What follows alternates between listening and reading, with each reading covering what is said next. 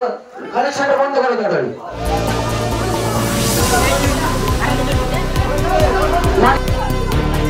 এটা কি করে হলো?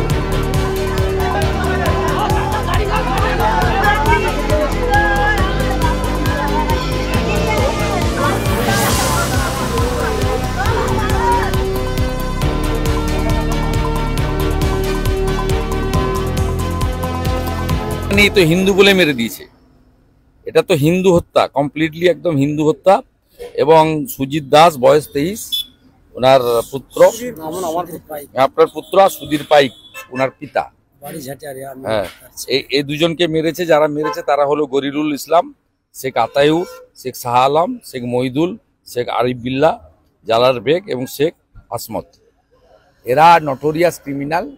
এদের মধ্যে শেখ যে গরিরুল, তাকে এনআইএ ডেকেও ছিল এর আগে পশ্চিম ভাঙনমারির বোমা বিস্ফোরণ কেসে।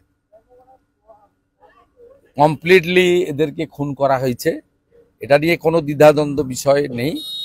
আমি ভোর 5:30টার সময় আমাদের পঞ্চায়েত সমিতি বিরোধী দলনেতা জেলার সম্পাদক পবিত্র দাসের সঙ্গে আমি 5:30, 5:40 থেকে আমরা টাচে আছি এবং পরিবার আমার পাশে দাঁড়িয়ে আছে।